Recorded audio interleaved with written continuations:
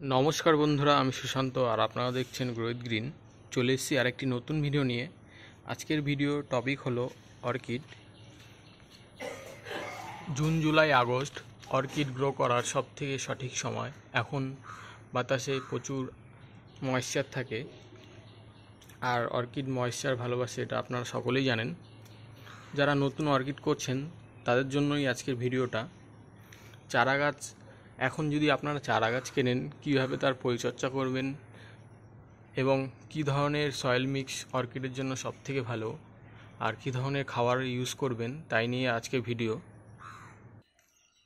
এটা আমার অর্কিডের সেকশন। ওপরে যতগুলো গাছ দেখছেন সব 2 বছরের গাছ, আর নিচের যেই গাছগুলো দেখছেন এগুলো 3 থেকে 4 মাস বয়স, সিডলিং, সবগুলো সিডলিং। দেখুন, বেশি বড় হয়নি এখনও গাছগুলো, কিন্তু নতুন নতুন আবার এরকম কেন ছাড়ছে। প্রথমেই বলবো সানলাইট। কী ধরনের সানলাইটে ডেন্ড্রোবিয়াম অর্কিড সব থেকে ভালো হয়। দেখুন, এখন বাজে সকাল 7:15। সূর্যের আলোটা এখানে আমার মোটামুটি 11:30 থেকে 12টা অবধি ডাইরেক্ট সানলাইট এখানে থাকে। প্রায় বছরের সবসময় এই সানলাইটটা এখানে থাকে। শীতকালে একটু 11টার মধ্যে চলে যায়। যারা ব্যালকনিতে অর্কিড করছেন তাদেরকে বলে রাখি, মর্নিং সানলাইট 1 থেকে 2 ঘন্টার ডাইরেক্ট সানলাইট অর্কিডের জন্য খুব প্রয়োজন। দেখুন, গরমের সময় এই সানলাইটের জন্য এরকম সানবার্ন হয়ে যায়, তাতে কোনো অসুবিধা নেই, কিন্তু তার জন্য দেখুন অর্কিডের গ্রোথ কিন্তু থেমে থাকে না। দেখুন, আর একটা নতুন কেন বেরোচ্ছে, কত মোটা কেন, হেলদি কেন বেরোচ্ছে। ডেন্ড্রোবিয়াম অর্কিড রোদ সহ্য করতে পারে, তাই আপনারা অবশ্যই 3 থেকে 4 ঘন্টার ডাইরেক্ট সানলাইট এদের দেবেন, তাতে অর্কিডের গ্রোথ খুব ভালো হবে। আমি দেখেছি ছাওয়ায় রেখে আর এরকম ডাইরেক্ট সানলাইটে রেখে, ডাইরেক্ট সানলাইটের গ্রোথ খুব ভালো হয় এবং ফ্লাওয়ারিংও খুব ভালো করে। এরপরে বলবো সয়েল মিক্স। অর্কিডের জন্য আমি এতদিন অর্কিড করে আমার সবথেকে ভালো লেগেছে সয়েল মিক্স হলো কাঠকয়লা। কাঠকয়লার ওপরে কোনো সয়েল মিক্স অর্কিডের জন্য হতে পারে না। আর আপনারা যদি কাঠকয়লা না পান তাহলে ঝামাইট দিয়েও করতে পারেন, কিন্তু এখন কাঠকয়লা খুব অ্যাভেলেবেল, অর্থাৎ যে কোনো বিরিয়ানির দোকানে গেলেই আপনারা এই কাঠকয়লা পাবেন, কারণ চারিদিকে এখন বিরিয়ানি লাভার্স, আপনারা তো জানেন। আর বিরিয়ানির দোকানে বেশিরভাগ দোকানেই কাঠ দিয়ে এই বিরিয়ানি তৈরি করে, তাই আপনারা কাঠকয়লাতে অর্কিড করুন, সব থেকে ভালো হবে। ফাঙ্গাস লাগার চান্স কম থাকে এবং একটু ময়েশ্চারও ধরে রাখে ভালো। এরপরে বলবো ওয়াটারিং, জল। অর্কিডের অনেকের ভুল ধারণা যে অর্কিডের কম জল লাগে, কিন্তু না, ভালো অর্কিড করতে গেলে অর্কিডকে ডেলি ওয়াটারিং করতে হবে। আমি গরমকালে এই অর্কিডগুলোকে 2বার জল দিয়ে থাকি, শীতকালে 1বার দিয়ে থাকি। আর এই বৃষ্টির সময় আসলে পরে বৃষ্টির জল পেলে তখন সেদিনকে আর জল দিই না।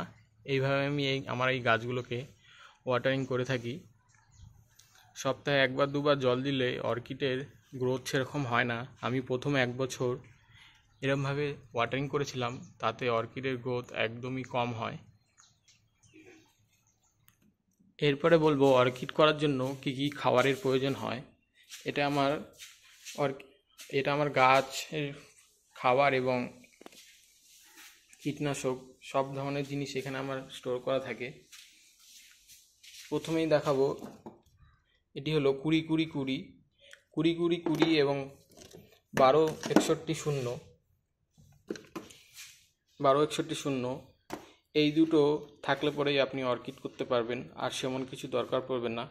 আর যদি আপনি বৃষ্টির জল হোল করে রাখতে পারেন তাহলে তো খুবই ভালো। দেখুন, আমার এই ড্রামের মধ্যে সব বৃষ্টির জল ধরে রাখা আছে। যখনই আমি খাবার দিয়ে থাকি অর্কিডকে, এই জলের সাথে মিক্স করে স্প্রে করে থাকি।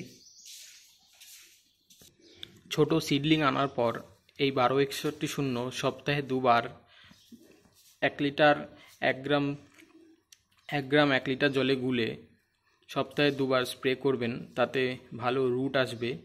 এবং 1 মাস পর থেকে এই 20-20-20 আর এই সাগরিকা সিউইড এক্সট্র্যাক্ট, এটা আপনারা সপ্তাহে 1বার করে, অর্থাৎ বৃহস্পতিবার অথবা রবিবারে, আমি বৃহস্পতিবারে দিয়ে থাকি একদিন আমি সিউইড, আর রবিবারে দিয়ে থাকি হলো এই 20-20-20, সপ্তাহে 2বার আমি খাবার দিই অর্কিডকে। এইভাবেই আমি অল্টারনেটিভ করে খাবারগুলো দিয়ে থাকি। আর এটি হলো 0050 ফ্লাওয়ারিং স্টেজে, এটি খুব দরকার যখন ফুল আসবে। এখন এই সময় এই 0050 ইউজ করা দরকার, কারণ আর কদিন পর অর্কিডে আবার ফুলের দেখা দেবে।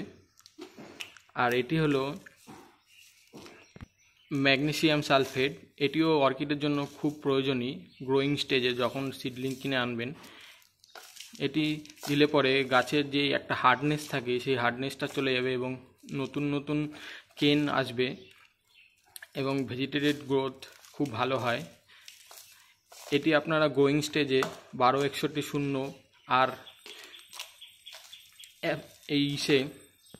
ম্যাগনেসিয়াম সালফেট ঘুরিয়ে ফিরে সপ্তাহে একবার করে দিতে পারেন। অর্থাৎ সপ্তাহে একবার ম্যাগনেসিয়াম সালফেট এবং 12-61-0 এটি আপনারা গাছের যখন সিডলিং কিনে আনবেন তখন 2 থেকে 3 মাস এটাও ইউজ করতে পারেন, কারণ তখন তো ফ্লাওয়ারিং আসার চান্স খুবই কম থাকে। তখন নতুন নতুন কেন গঠন করার জন্য এই খাবার দুটো সব থেকে প্রয়োজনীয়। আর একটা জিনিস দেখাই, এটা হলো সুপার সোনাটা। এটা আপনারা মাসে একবার স্প্রে করতে পারেন, গাছের গ্রোথ খুব ভালো হবে এবং ফ্লাওয়ারিংও খুব ভালো হয়। এরপরে বলবো পট নির্বাচন। অর্কিডের জন্য 4 ইঞ্চি পট সব থেকে উপযোগী, অর্থাৎ যখন নতুন সিডলিং কিনে আনবেন তখন এরকম 4 ইঞ্চি পটেই আপনারা বসাবেন, বেশি বড় পটে দেবেন না, তাতে গাছে জল পেয়ে বেশি মারার চান্স থাকতে পারে। আর যারা যদি আপনারা অর্কিডের পট না কিনতে চান, এরকম 10 টাকা দিয়ে এরকম একটা 4 ইঞ্চি পট কিনে 2-1টি হোল করলেই তাতেও অর্কিড গ্রো করা যায়। দেখুন আমার এই পটটা দেখুন, কত পুরনো গাছ, কি সুন্দর গ্রো করছে। আমি দুপাশে 2টো হোল করেছিলাম আর নিচে তো হোল থাকেই, এতেই এই গাছটা ভালো গ্রো করেছে।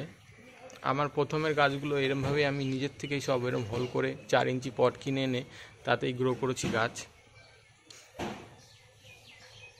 এটি দেখুন পরের বার আমি অর্কিডে পট কিনেছিলাম, কিন্তু এতেও খুব ভালো রেজাল্ট দেয়। আপনারা এইভাবেও করতে পারেন। অর্কিড আপনারা দুভাবে করতে পারেন। এটি দেখুন মাউন্ট করা আছে, যে কোনো অর্কিড আপনারা এরমভাবে মাউন্ট করেও করতে পারেন। এই বাইরে দেখুন কিছু অর্কিড আমি মাউন্ট করেছিলাম, এগুলো সব কাঠে মাউন্ট করা। দেখুন শিকড়গুলি দেখুন এখন এই দেওয়ালের দিকে চলে গেছে। অর্কিড আমি এতদিন ধরে অর্কিড করে বুঝতে পারলাম অর্কিড মাউন্ট করলেই সব থেকে ভালো গ্রো হয়। দেখুন এটি প্রায় 3 থেকে 4 মাস বয়স, এটির গ্রোথ আরও ডবল হয়েছে। দেখুন যেগুলো আমি একসাথে এনেছিলাম তার থেকে এগুলোর গ্রোথ বেশি হয়েছে। দেখুন কি সুন্দর রুট সিস্টেম এদের তৈরি হয়ে গেছে, কারণ এরা ন্যাচারালি এরমভাবেই গ্রো হয়, তাই মাউন্ট করলে পরে অর্কিড সব থেকে ভালো গ্রো হয়। আর অবশ্যই এদের 15 দিন অন্তর ফাঙ্গিসাইড স্প্রে করবেন এই বৃষ্টির সময়, নয়তো দেখবেন কখন এখান থেকে গাছের পাতা হলুদ হয়ে গেছে আর পুরো গাছটাই একদম রট হয়ে মারা গেছে। বৃষ্টির জল ডেন্ড্রোবিয়ামের জন্য খুবই প্রয়োজন, কিন্তু ছোট গাছের ক্ষেত্রে যেই ছোট গাছগুলো আপনারা যদি এরকম ওপেনে করেন, আমি এরকম ওপেন সানলাইটের তলায় অর্কিড করি, তখন 15 দিন অন্তর অবশ্যই ফাঙ্গিসাইড স্প্রে করবেন, নয়তো কখন ফাঙ্গাস লাগবে আপনি নিজেও বুঝতে পারবেন না। কারণ ছোট গাছের ক্ষেত্রে জল ধারণ ক্ষমতাটা একটু কম থাকে। যদি একটু এরকম ডালপালা যখন বের হয়ে যাবে তখন বৃষ্টিতে থাকলে অসুবিধা হবে না, কিন্তু এই গাছটাতে যখন এটাতে 2খানা ডাল আছে, এতে যদি কন্টিনিউ 7 দিন বৃষ্টি আসে তাতে এই গাছের একটু প্রবলেম হতে পারে। এই জিনিসগুলো খেয়াল রেখে গাছ করতে হবে, আর গাছকে প্রতিদিন আপনাদের ওয়াচ করতে হবে কোথায় কি প্রবলেম হলো, তাহলে পরে গাছের দেখবেন কোনো প্রবলেম হবে না। দেখুন এটি আমার একটি ক্যাটেলিয়া অর্কিড, পুরো কাঠকলায় আছে। আর এই অর্কিডের পটটায় দেখুন কোনো হোল নেই, শুধু নিচে 2খানা হোল আছে, যেরকম ড্রেনেজ সিস্টেম থাকে। তাতেই দেখুন গাছগুলো কি সুন্দর গ্রো হয়েছে। দেখুন এর নতুন আবার কেন বেরিয়েছে। এখানে আর একটি আছে দেখুন, এগুলো পুরো চারকোলেই আছে। এই গাছটা আমি প্রথমে একটা পটে করেছিলাম, কিন্তু পটে নষ্ট হয়ে যাচ্ছিলো গাছটি, এখান থেকে রুট রট হয়ে যাচ্ছিলো। তারপর আমি এই গাছটাকে মাউন্ট করে দিয়েছি। দেখুন এখন দেখুন কি সুন্দর গ্রোথ এসছে, নতুন একটা বড় কেন বেরিয়েছে, আর নতুন এই রুটগুলো দেখুন পুরো বাউন্ড হয়ে যাচ্ছে আস্তে আস্তে। এই জন্য অর্কিড মাউন্ট করা, অর্কিড সব থেকে ভালো গ্রো হয়। এইভাবে আপনারা অর্কিড গ্রো করুন, আপনাদের অর্কিড খুব ভালোভাবে বেড়ে উঠবে। আর কিছু জানার থাকলে আপনারা অবশ্যই কমেন্ট করতে পারেন। আজ এখানেই, আবার দেখা হবে আরেকটি নতুন ভিডিওর সাথে।